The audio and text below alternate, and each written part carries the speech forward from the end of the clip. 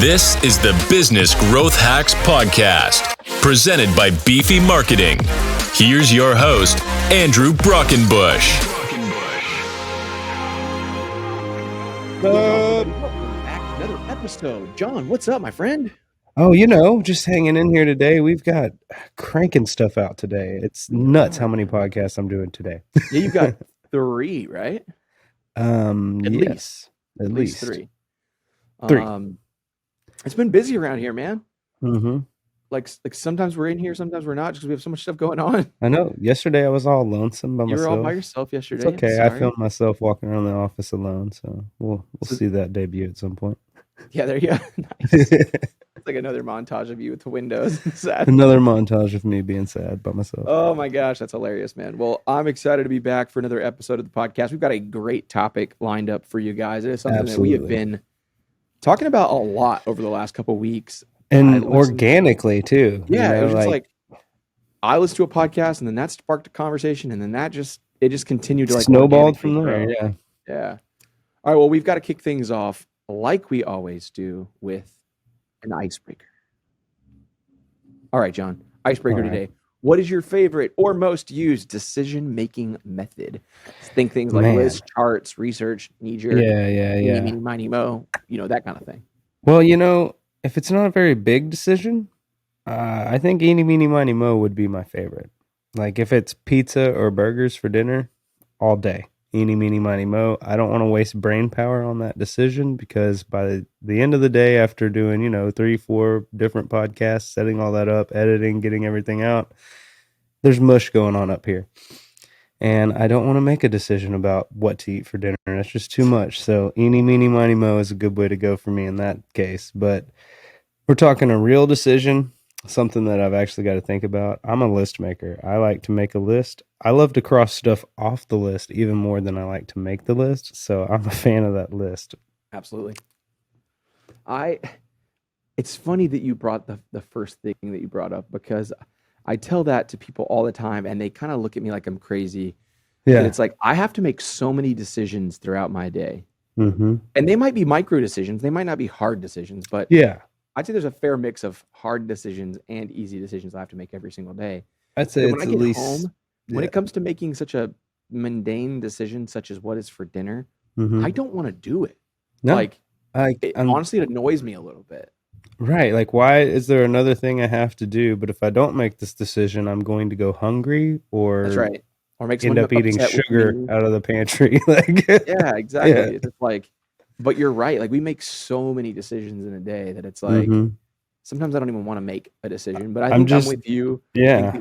Flip a coin, eeny, meeny, miny, mo is perfect for those decisions when you're just like, I don't give a crap anymore. Yeah. And I think just like you too, I'm also a list / researcher. I like to do like a pros and cons list of anything that I'm going to do that's like a bigger decision. That makes sense. I remember when I moved to Nashville, we were trying to decide between like an apartment that was like a little bit further from downtown. It was still downtown. It was just like a little bit further, like 10 blocks away versus like 1 block away from like the main like happening spots of Nashville, like Broadway and stuff like that. Right. And then the other option was like right there, like by a dog park and like right next to like you could walk maybe a block and be on Broadway. And that was like a flat. And we were like pro and conning forever. We had this giant chalkboard that like had like these two or three different options. It was like price, amenities, the things that we weren't going to like so much about them, potential crime, it was like, what's that show? Along Came Polly, that guy, Ben Stiller, and he has to like analyze all the decisions for people that take like high risk. Kind of felt like him whenever I was picking my apartment because I was like, 20% chance I won't be able to pay my rent, 10%, right. Yeah. 10% chance I'm going to get stabbed in the alley at night. Which would in turn cost more money. So would the more expensive apartment actually be cheaper in the long run with the medical bills from getting stabbed by?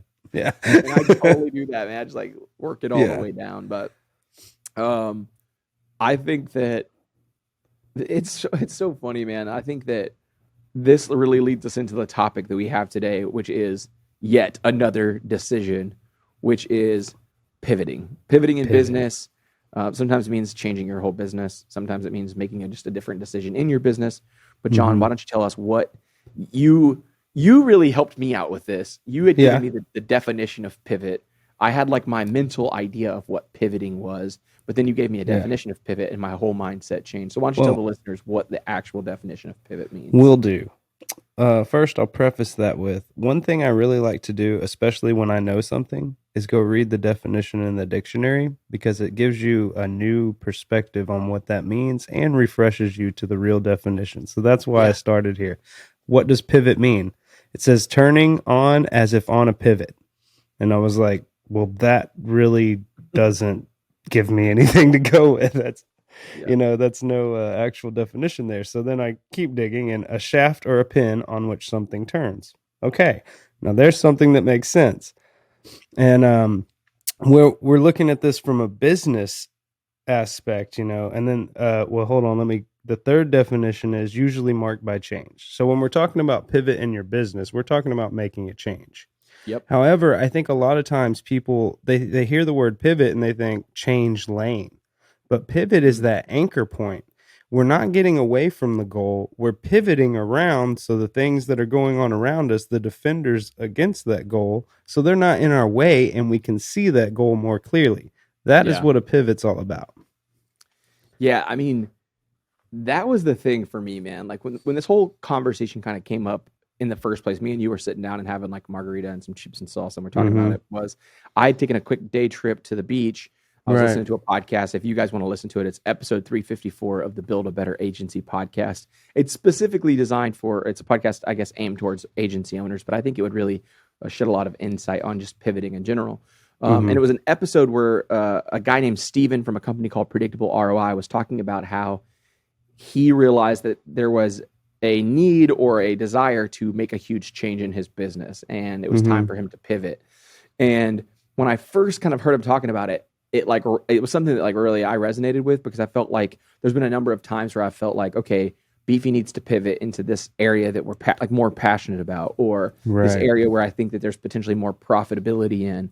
But what I was always afraid of was the idea of abandoning everything that I've done so far. And that was a piece that Steven brought up, was the fact that like, just because you're making a pivot does not necessarily mean everything you've done up until this point is for waste, or that it was, again, wasted time, or that it wasn't productive. That's not true. I think every experience, every moment leads us further on to the path that either we're destined to be on or to where, where our passions, desires change. And I think that that's something else to bring up. I don't even think we talked about this on our first go of this interview that we recorded, but I think as we grow as people, our passions change. Absolutely. Our personal goals change, our needs change, right? Like you just start to have as you mature, you care about different things. Like when I started building the business 10 years ago, I'm not gonna lie, like I think my number one priority was money, right? Like, which I'm not gonna say that that's not a focus. Like, I mean, money is important. It's what allows us to pay the bills and pay our people, and you are able to have a good time every day. But at the same time, like, my vision 10 years ago is nothing like what it is today, where I have a lot more, like, I know who I want to help, and I know the kind of people I want to work with, and I know the things that bring me joy and bring the team joy. And whereas 10 years ago, it was probably more whoever has a check in their hand. Yeah, exactly. Yeah. And so when you gave me the definition of pivoting, I realized that pivoting is not necessarily abandoning the post, right? Yeah. I know that was big for me too, even as we both had that epiphany moment at the same time there, I think, in your office going over this episode. Like, yeah. So I think a great place for us to start on this episode is to talk about some famous company pivots, because I think that a lot of times, again, as we're thinking about pivoting in our organizations, we feel that that's going to be a bad decision. We're going to abandon what we've accomplished. We're going to piss off our existing customers. We're going to lose a bunch of revenue. But I don't think that that's necessarily the truth. And John, you've done some good homework here. Why don't you share with us some of the famous company pivots? I will. My personal favorite is the first one I'm going to share here. And it's a company that was called originally Qtol, I believe. And they came out with their product in 1930s. It was a wall cleaner for the coal industry, basically to clean your fireplaces or where they were burning soot to make electricity, to clean those things out so you don't have an additional fire, further up your chimney. Well, they weren't selling very good, and they noticed a teacher was buying them like crazy and using them for arts and crafts in her classroom. Well, that's when this company, who you now know as Play-Doh, took the same exact product and rebranded it, and eventually ended up selling out to Hasbro, an even bigger corporation. So the reason why I love this example of a pivot is because they did not change their product at all. They went out and basically did some market research, who's buying this thing and why, and then took that information and ran with it in their new brand, Play-Doh. This one was a cool one for me, man, because I did not know that about Play-Doh. I didn't either until I started researching for this episode. Yeah. And that goes to show too, like, the importance of branding. And I think we've had conversations about that on the podcast, but we've probably never dove really deep on that. But like, look what a simple rebranding did for them, right? They dialed in their customer persona. They figured out that they thought that the people that they were targeting were people cleaning coal walls, right? Soot walls. But the reality was their revenue stream was higher in teachers and hobbyists. Right. In the craft space. So all they did was change the name, added some colors to make it prettier, and look at them now, right? Yep.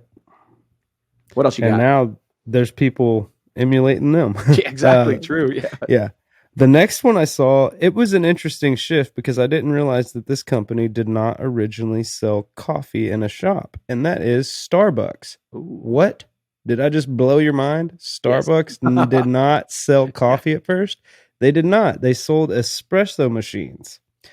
But I think sales were down, and the CEO of Starbucks was on a trip in Italy, and he decided to recreate that Italian coffee shop here in America, and that idea took off. And I bet some of those espresso machines he had stockpiled that he wasn't selling, he probably used those to open a lot of the first original Starbucks. So I love that because it's repurposing and because of how popular it just got. Starbucks is everywhere. There's probably 2 down the street. We could probably go find 2 within 10 miles.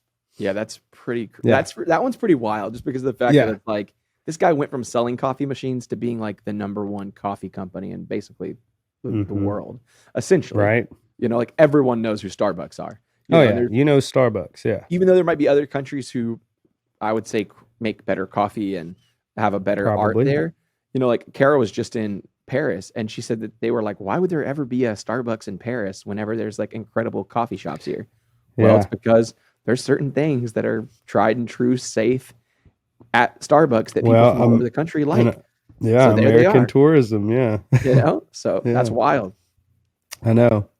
And then the third case study we got here is one of the most amazing case studies. If you've never looked into it, you really should. Netflix. Them going from these things that you may know or not know of called DVDs. Now, if you don't know what a DVD is, it's basically a plastic disc that has a movie on it, and you can put it into a player or your computer back when they had drives on them. That's right. And you could watch it. Wow, man. Can't believe we have to explain this. It was a good explanation, right? It's good. It was very good. Yeah. But basically, what they did is they changed their entire model. They were doing rental DVDs. And I think why this one is so interesting is because you had other services in the similar fashion that are no longer here at all, like not Best Buy, Blockbuster. Yeah. And companies, I mean, really, you're exactly right about that. When you think about our childhood, you know, we're in our 30s. We grew up going into Blockbusters to rent movies. I mean, when they were still tapes, VCR, you know, VCRs and tapes. I remember paying a did not rewind fee. Yes, that's right. Like we grew up in that era where, you know, the younger people listening to this show, in this new generation, they have never experienced going into a movie rental store. I mean, probably the closest experience they have is going up to a Redbox and checking out a DVD, but this experience is not the same at all. But those companies were all over the country, but really only one truly stands out as the company that decided we're going to do something about this. We're not going to we're not going to have to start all over again with a whole new business, you know, in theory, with a whole different type of business because this, you know, revenue stream's going away. Because think about it. Imagine had the original, you know, founders of Netflix said, all right, well, no one buys DVDs anymore. So guess that was a good run. Yeah. Let's go open up a coffee shop. You know, like, it was fun, guys, but that's it. Like that would have changed like the course of, you know, streaming as we know it today. because I think Netflix has even kind of influenced this subscription-based model that we go off of. Oh Because yeah. everyone was paying for that. They learned the value of paying a subscription service, and I think across the board, it has been translated everywhere. You're right. I think Mm-hmm. that Starbucks is like, or excuse me, Netflix is like that analogy that you use to talk about something that you pay monthly for. It's like, oh, if it's Exactly. something cheap like a Netflix subscription, then I'm cool with paying for it Mm-hmm. monthly. Like Netflix is synonymous with this Right. recurring revenue model or a subscription based model, where a lot of companies before were, the service model or the pricing model was all Flat rate. like licensed based. Like you pay one time for a license, Yeah. or you bought it Mm-hmm. one time on a disc and installed it on your computer. Like you and I And then, remember yeah. whenever if you wanted Microsoft Word or Photoshop or any of these tools, you had to buy the Yeah. discs for a lot of money and install it Yep. on your computer. And whenever you And wanted to then get a new computer, you either had to hope that it was compatible with the new version or had to buy the discs all over again, right? buy the new version. Yeah. And everything's completely changed now. Everything's subscription. You always have the latest version of every piece of software, Mm-hmm. right? And I kind of understand why they went to that model with software, because it allows you to update it easier. It makes sense with software to me, 100%. There's some things I think I'd like to go back to the Yes, one me flat too. fee, but I Agreed. digress. I think Netflix is just an amazing study altogether. Like, Yeah, for sure. I think the biggest thing to remember when we're talking about pivoting is you're not jumping ship. It is anchoring your ship and turning it towards the profits. Absolutely, man. I mean, Mhm. niche is where the rich is, right? Oh, mean- yeah.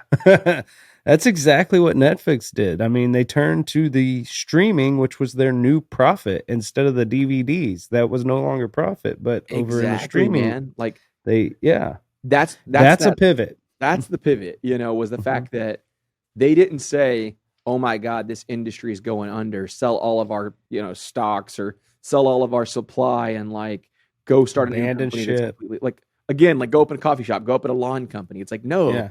they realized that if they wanted to retain customers, they needed to have some type of subscription model. They needed to go towards Mhm. streaming. They were probably looking at people like YouTube at the time who were doing a lot of eyeballs were on YouTube, right? I guarantee you that had a big factor to do with it. And so they said, okay, well, if we want to compete with that, then we have to have our own subscription service. And I think there was other people that were leading the pack then too. I mean, people like, Spotify and Pandora, they were offering Yeah. streaming on the music side. And it was Right. like, okay, wait a minute, what happened to iTunes? What happened to buying a CD? Or, Mhm. that wasn't happening anymore. All of a sudden you were starting Well- to see like people streaming Pandora and Spotify. Yeah. Um, Even as an artist, it was, hey, don't print 1,000 CDs anymore. You're not gonna sell. Yeah, it's not worth it. I remember when Yeah. CD Baby started coming up with those little business card looking things that had a QR code to download the album. Yeah.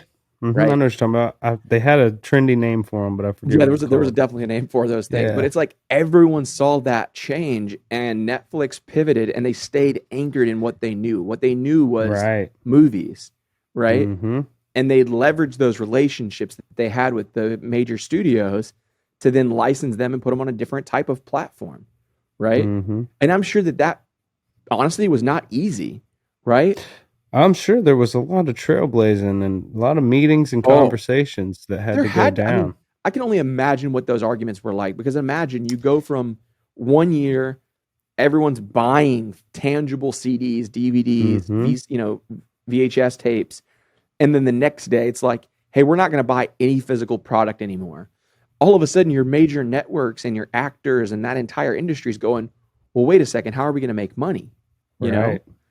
and honestly, we're still seeing like the backlash of some of that. Yeah, Unfortunately, we're still seeing that to some in- extent. in the music industry, you're seeing that the way that they have to make revenue now is completely different because streaming just doesn't pay the creator, the talent as much as it really should. And so you're seeing even that be a change. Like you're seeing that the actors are having to be paid more like big upfront, contracts versus long-term royalties.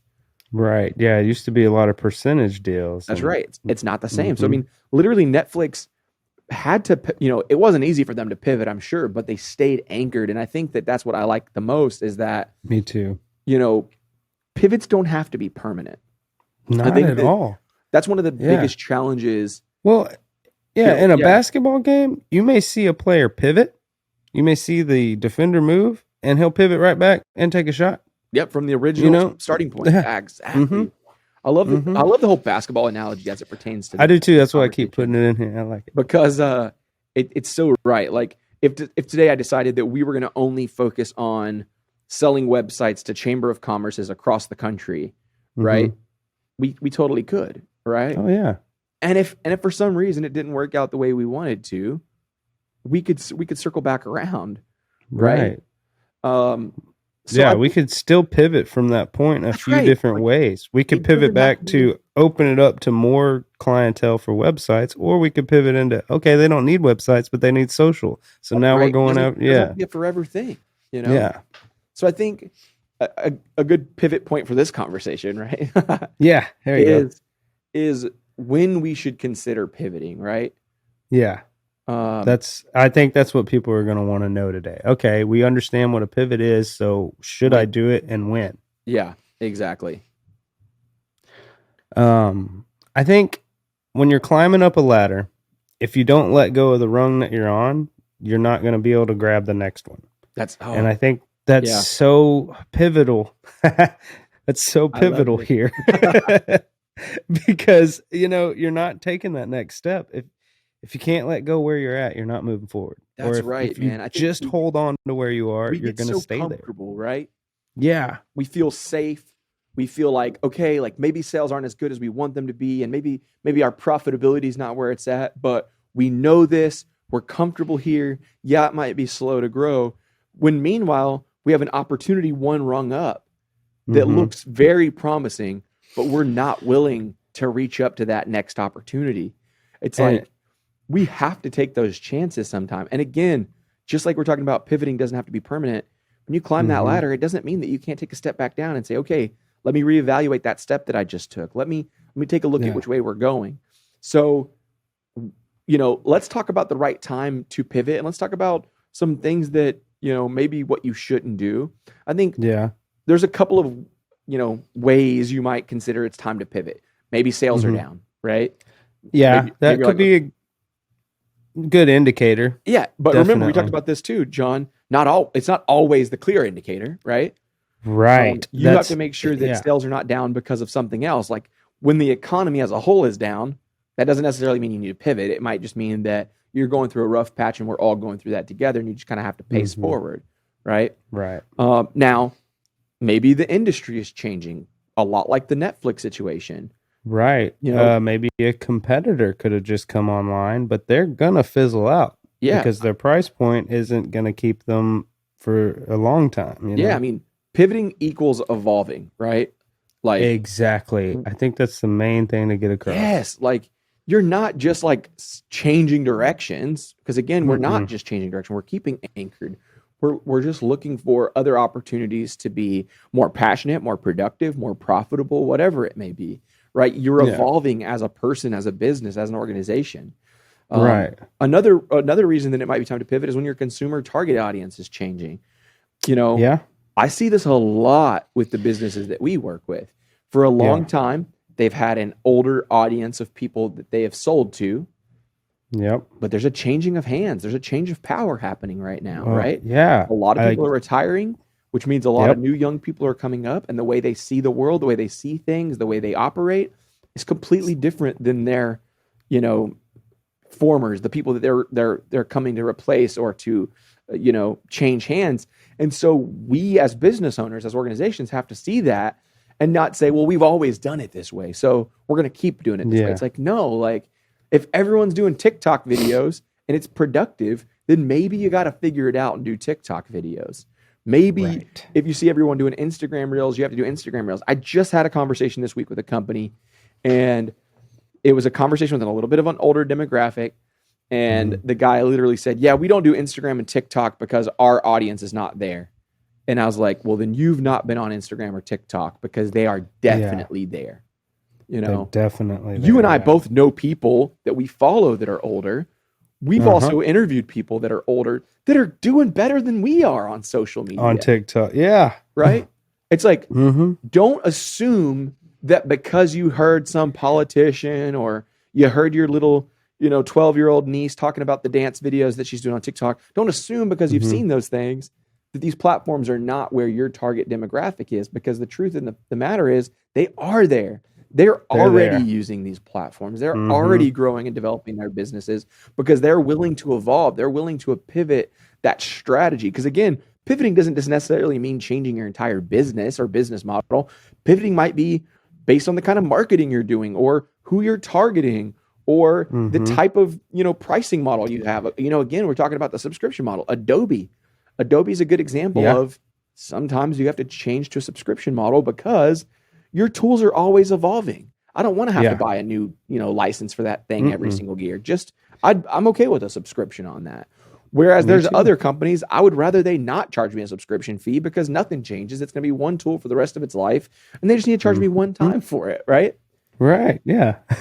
Another way that you might notice that, another thing you might notice when it's time to pivot is that you are starting to get a lot of the same type of client, right? Ooh, that's a good one. That's important, right? Like if for a long time we've only serviced, I don't know, doctors, and then all of a sudden out of nowhere we have so many construction companies, well then maybe we need to focus our attention to construction companies, right?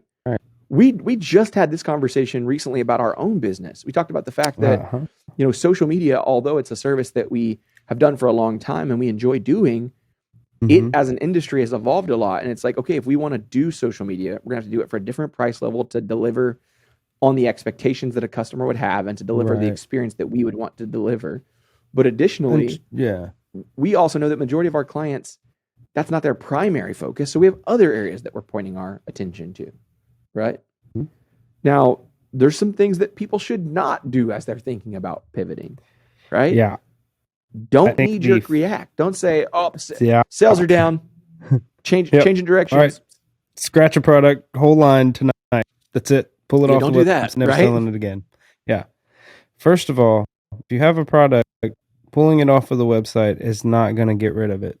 I mean, if you have a product that's selling, pulling it down is not going to get rid of it. First place. Yep. Yeah. Don't knee jerk react. Don't just scratch plans because, oh my God, this is not the meeny, miny, mo situation here. This is the make a list, research, and figure out what you're doing. Yeah, I mean, you can't just pivot abruptly. I mean, you have to make a plan to phase and to pivot, in a smooth way, because what would this mean for your existing customers? I mean, your customers obviously matter, right? That was something I took away from that podcast I was listening to, was the fact that you don't have to fire all of the clients you've been working with just because you're trying to change the direction you want to go. No, you could still take care of those customers. It just means that maybe you're not trying to attract those kind of customers going forward. And maybe when someone, and then let's say that you get another customer that looks like your old customer. Does that mean you have to turn them down? No, not at all. You can still say yes. But again, you get to decide, okay, do I have enough business on the side of the way, in the direction in which I'm headed, that I can start saying no to those other clients? If so, cool, say no. But if not, sure, take on that project. But just remember, when it comes to your messaging, your website, your content marketing, your blogs, your social videos, it should all be geared towards that target persona, the direction your business is headed, right? We talk about it a lot, but target market target market discovery, knowing who your customer persona is, that is really important. Yeah. I'd almost say vital at that point. It's about as important as your lungs for your body. Yes. Yeah. The other thing too is like remembering that when you're focusing on a target, you can still have outer rings, right? Like, yes, there's a bullseye, right? But also the other areas. Yeah. And if you're playing, trillion worth more than the bullseye. That's right.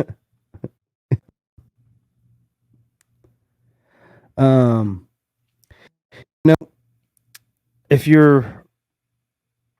it could seem if you're targeting down, you're making a smaller amount of audience that you're reaching, right? Like, it could seem that way, but I really, if you're that, you're really opening up the value in there. You've defined what it exactly is you're looking for. And then you can look at those rings as, well, let's say we're going all oiled is our bullseye, right? And I know that's not very specific, but let's just roll with it for now. So we go oil filled as the bullseye. And then you miss and hit that outer ring, but you're getting, it's a secondary company that maybe they just make plastics that the oil industry uses. However, they may be interested in working with you just from the quality of work that you've done in that industry. They might still be on the target. And we talked about it before. Just because they're not the niche you've dialed down for yourself doesn't mean you can't work with them. That's right. I mean, when we first started our agency, we were going after anybody and everybody, right? Like if you have a business, if you can write a good check, if you can pay your bills, we're about it, right? Yeah. We always used to share at the beginning of every episode, we used to share like some statistics or some numbers. And so I'd like to do that on this episode because I think this is going to be a 2-part podcast episode. We've talked about like when's a good time to pivot. We've talked about, what not to do. But I want to break down some numbers really quick because I think that this leads us to our next episode where we're going to kind of deepen this conversation around pivoting. But I also think that this helps define what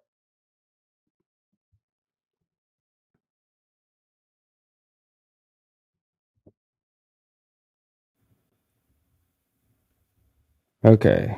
It gave me some actually that refresh whole air or last like something. 7 minutes. Like the reason I got like awkward in our conversation there was because I couldn't even hear you.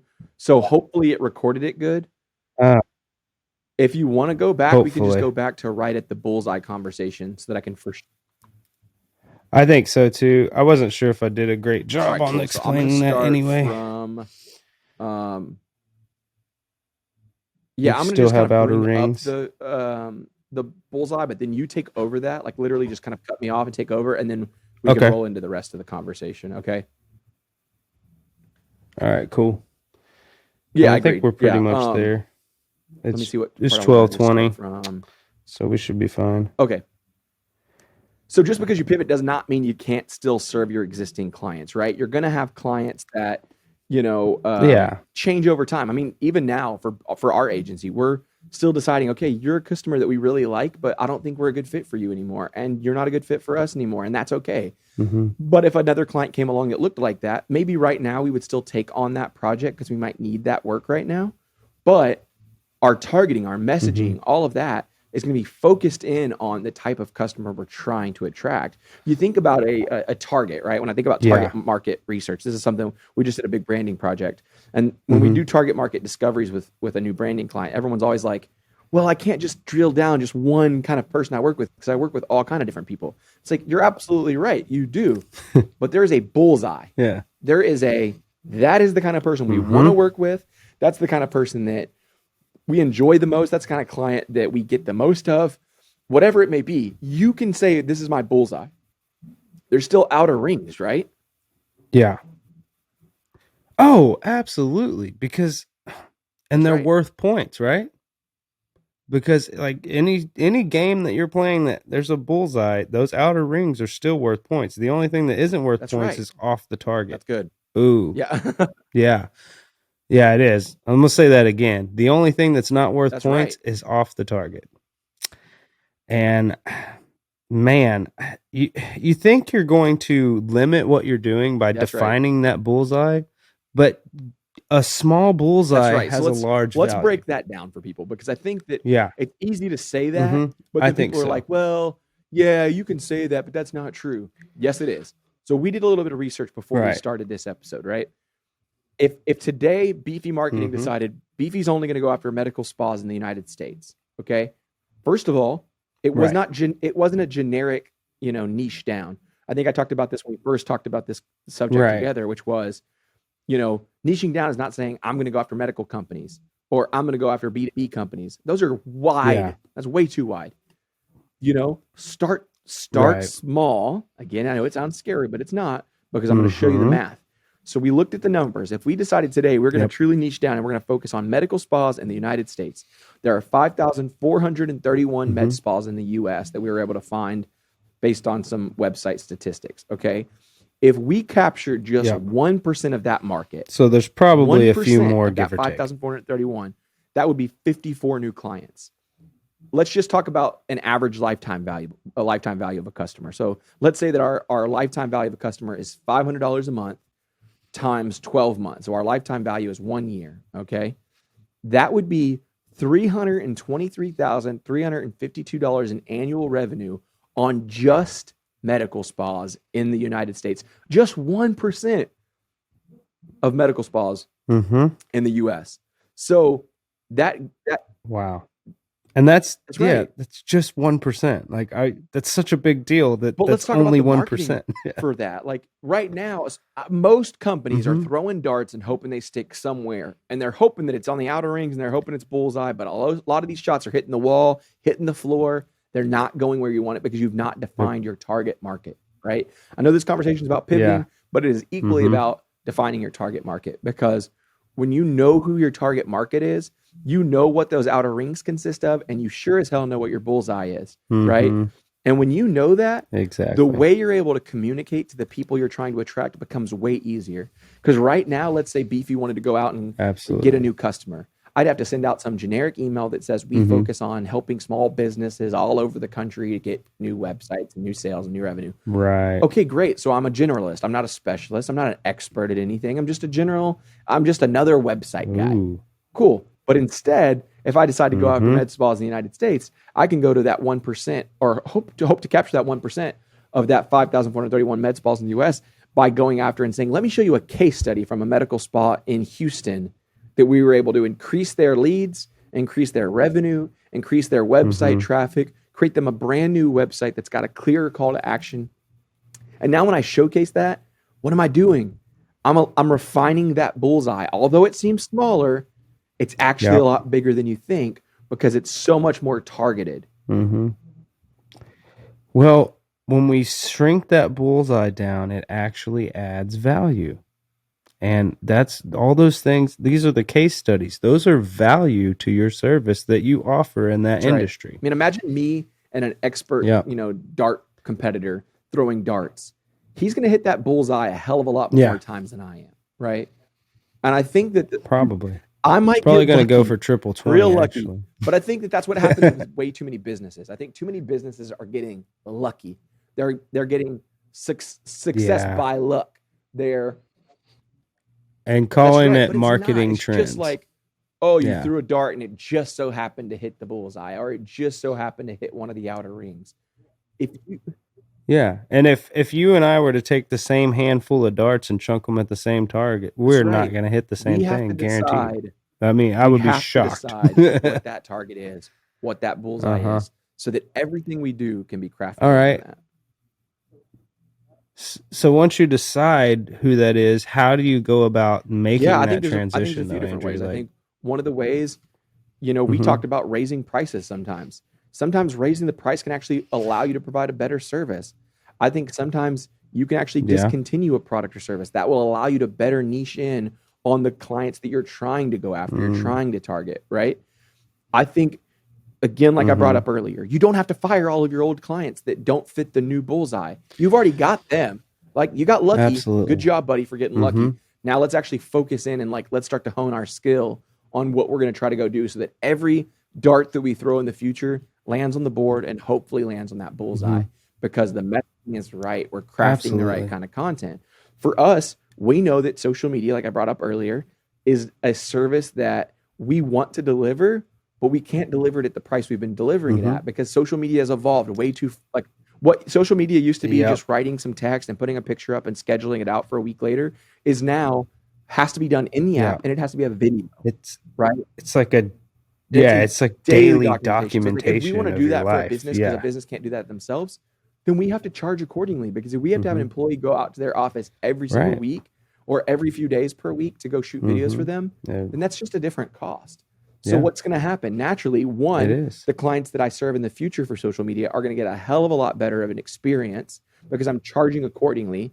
Absolutely. And then I won't get the kind of social clients that I can't deliver an ROI for, that are going to churn or cancel 3 or 4 months down the road anyways, because they and then another aspect of that is that if they're canceling a couple months down the road, you're not really retaining clients for, like, how long do you need to keep a client on for them to be profitable for you? You know, you need to consider that as well. Like, we're just, we closed the deal, and it's like, there. I just okay, did we close a good deal or did we close a bad deal? Like, just because we sold something does not mean it was a good thing, right?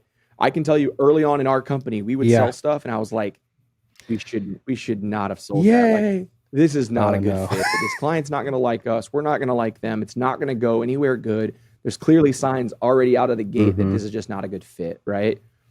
I think that I know that we're kind of leaning heavy into like ourselves as an agency, but this applies to anybody, right? Like, this applies to any company, any industry. So. That's why we brought up all the examples early on in the episode, right?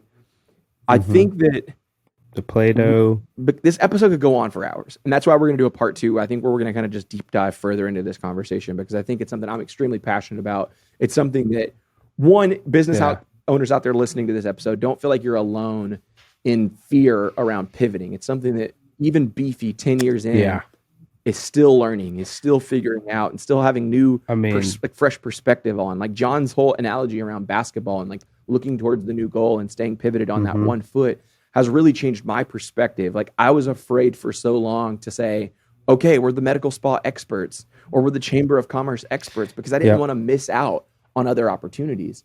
Well, if my work is amazing and it's incredible, people are going to reach out to me regardless if I say I focus on Chamber of Commerce or medical spas or not, because they're going to say, well, I really like your work. Would you be willing to work with me? And at that point, I have the decision as a business owner to say, yeah, I think I'd like to work with you. Or no, you know what? I think you're awesome. I think what you're doing is great, but I think that you should talk to this other company because we're going to stay focused on what we're focused on.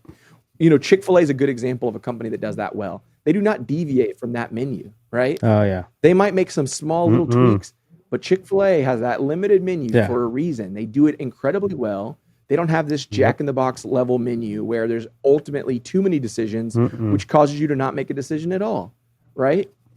And that's the difference in revenue between those two companies. And that's why Chick-fil-A, one of the highest revenue companies, fast food companies in the world, and one of the most respected, is that you are loyal to that brand because of what they're doing, tried and true. It is time for a hack. All right, when it comes to making the decision to pivot in your business, do not make the decision alone, right? I think, that's just great. I think so many advice. times, especially like depending on the culture in your company, some business owners just feel like the need to always be changing things because they just don't think things are going right. And the people that pay for that the most are the employees. Unfortunately, they're having to completely change their approach, their strategy, their processes, their workload. And typically it happens at such a high level up that no one down low, like, kind of lower in the organization downstream has any idea what's going on or why it's happening. And so I think it's important that no matter what size or level of company you are, that you take your team's opinions and perspective, because they might have totally different conversations that are happening downstream with the clients that you might not have any clue. You might just be up here saying, why does our profit suck? Oh, it's because we're headed the wrong direction. And downstream, these guys are saying, no. It's not because we're going in the wrong direction. It's because we don't offer this thing, or it's because we don't do X, Y, and Z. Yeah. So I think what you have to do. It's because the button's on the left side instead of the right. Like, it could be simple. It could be so simple. So I think it's important to not make that decision alone. Ask business mentors, friends, most importantly, your team, the people that are actually delivering, working with the clients every day. I think what you have to do, though, is write down your company's core service offerings, what your core competencies are, not just as an agency or a business or as an organization, but individually, what are your employees' core competencies? What are they passionate about? What do they find to be fun? What are the kind of customers that they're like, if you got 100 more of these customers, morale would go through the roof, right? You've got to ask these questions. There's another important question to ask. What is the most profitable, right? Should that be your number one question? Ooh, no, I don't think so. I think you have to decide what your employees' core competencies and passions are first. And you have to do your best to align that with profitability. And I think for most teams, your employees will be open and understanding to why you'd make a different decision as long as you include them in the decision. I think people like to feel heard. I think people like to be included in decisions because at the end of the day, they're the ones doing the work. All right. So you've got to find out how those things align. Profitability is important, right? Things that make you the most money are not necessarily the things that are most profitable for you. So you have to figure out what are the things that are most profitable, because profitability equates to a better culture. It equates to more, better talent that works for the company. It allows the company to offer more services, more benefits, a larger office space, whatever it may be. It's going to just boost overall culture, morale. And at the end of the day, in my opinion, what it all comes down to is the morale and the culture in your company and organization. If your people are not happy, you're not going to deliver a good service. Like that's the bottom line, right? No. The customer's going to know. Say, I hate going over there. Those people are always in such a bad mood. And a good example of a good leader is when the employees are happy with their jobs. And then at the end of the day, once you come up with a plan for your pivot, it's time to establish some new goals. It's time to create a new marketing strategy. You have to put that down. I can't tell you how many podcast episodes we have said it's not a plan if it's not written down, right? That's right. So once you come up with a plan for the pivot, you have to put that down. Those goals have to be,